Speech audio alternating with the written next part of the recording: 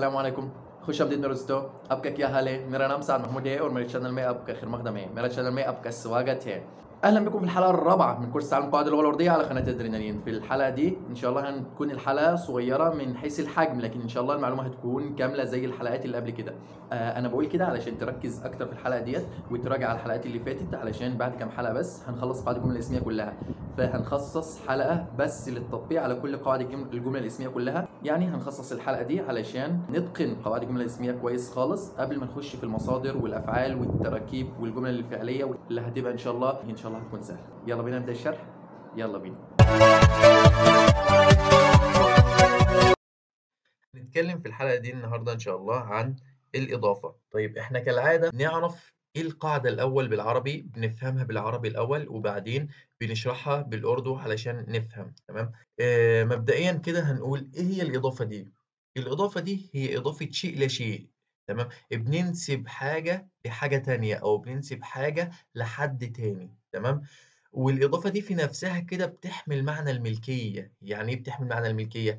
يعني أنا مثلًا لمّا أقول دلوقتي شعر الولد، هنا مثلًا باقول شعر الولد. طيب هنا أنا أضفت الشعر للولد، صح كده؟ يبقى الشعر هنا مضاف عشان هو اللي أنا ضفته. تمام. والولد هو المضاف إليه لإن أنا ضفت إليه الشعر، هو المضاف إليه الشعر. تمام.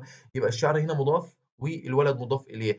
وقُلنا إن هي بتحمل معنى الملكية علشان هنا الشعر ده ملك للولد، صح كده؟ لمّا أضيف حاجة لحاجة معنى كده إن دي ملكيتها. لمّا أقول مثلًا في المثال التاني غصن الشجرة، غصن الشجرة. طيب إحنا أضفنا هنا الغصن للشجرة، يبقى الغصن هنا مضاف والشجرة مضاف إليه، مضاف إليها الغصن. تمام.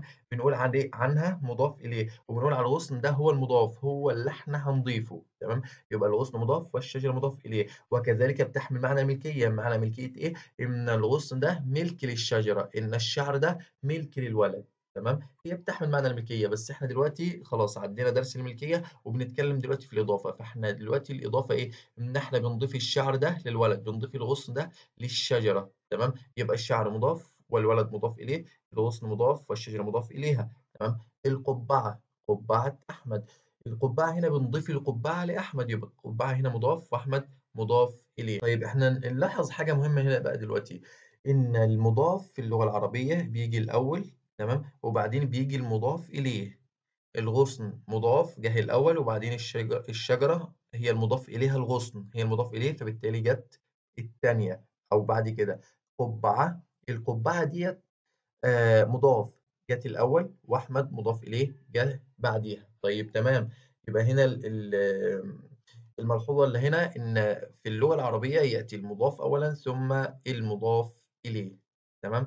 ده في اللغة العربية. لكن بقى في اللغة الأردية، في اللغة الأردية يأتي المضاف إليه أولًا ثم المضاف. يعني عكس اللغة العربية، إحنا كنا بنقول المضاف إليه بييجي بعد كده والمضاف هو اللي بييجي الأول.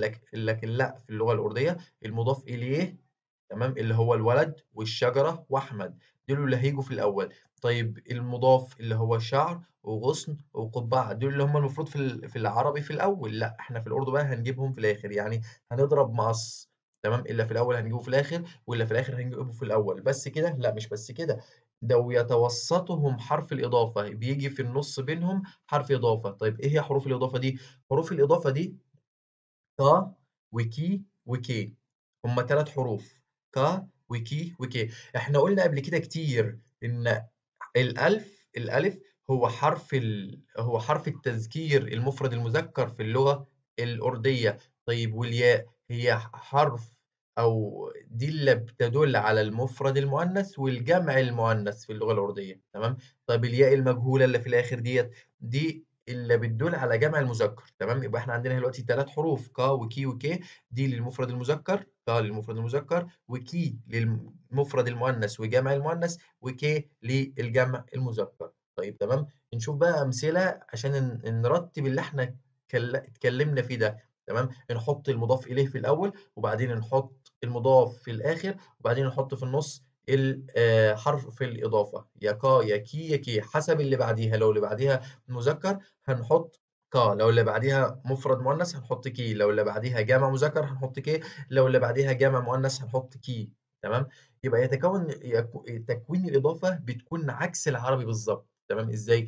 يعني أنا مثلًا دلوقتي عايز أقول شواطئ البحر، تمام، أنت فكّر معايا كده وقُل لي هاقولها إزاي؟ شواطئ البحر، شواطئ البحر.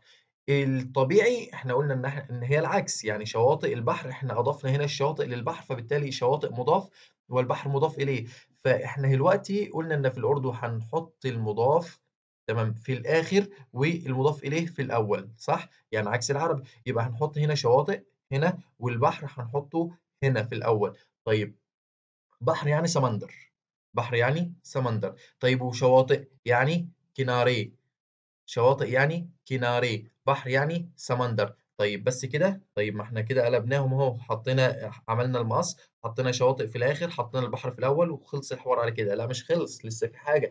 إيه اللي إحنا نسيناها؟ حرف الإضافة، حرف الإضافة ده ما ننساهوش، حرف الإضافة ده مهم جدًا. يبقى شواطئ البحر سمندر كي كيناري، سمندر كي كيناري. يبقى إحنا لمّا نيجي نترجم بقى الجملة دي خلاص انسى العربي ده، انسى شواطئ البحر دي، انساها خالص وبُص على الجملة الأردية بس، بُص على سمندر كي كيناري. لمّا نيجي نترجمها مش هنقول بحر الشواطئ، لأ غلط، لمّا نيجي نترجم بقى الإضافة في اللغة الأردية بنترجمها بالعكس، بالعكس إزاي؟ هنقول كيناري يعني إيه؟ يعني شواطئ، كي حرف الإضافة، سمندر بحر، يبقى شواطئ البحر، تمام؟ يبقى بنترجمها بالعكس كده وإحنا راجعين، تمام؟ طيب طب أنا عايز أقول دلوقتي سارة، تمام، سارة أقولها إزاي؟ إحنا قُلنا إن هي بتبقى عكس اللغة العربية، إحنا بنقول في الأول وبعدين سارة، لأ إحنا بقى هنعكس، هنقول سارة الأول وبعدين تمام، يبقى هنقول الأول سارة هي سارة، تمام، يعني إيه؟ يعني ما، يعني ما. طيب تمام خلصت كده؟ إحنا كده عكسناها وعملنا المقص وقلبناها عكس اللغة العربية، خلاص كده تمام؟ لأ مش كده تمام، كده إحنا برضه ناقصين يعني ناسيين حاجة، إيه اللي إحنا ناسيينها؟ ناسيين حرف الإضافة، قُلنا إن حرف الإضافة مهم ما يتنسيش. حرف الإضافة اللي هي إيه؟ كي، ليه كي؟ كي عشان ما مؤنث، ما مؤنث، فبالتالي حطينا كي ما حطيناش كا ولا كي، تمام؟ كده بنكون خلصنا درس الإضافة، درس خفيف وسهل وإن شاء الله تكون المعلومة واضحة. لو في أي حاجة مش واضحة ممكن تسيبها لنا في التعليقات، وإن شاء الله نجاوب عليها بعدين.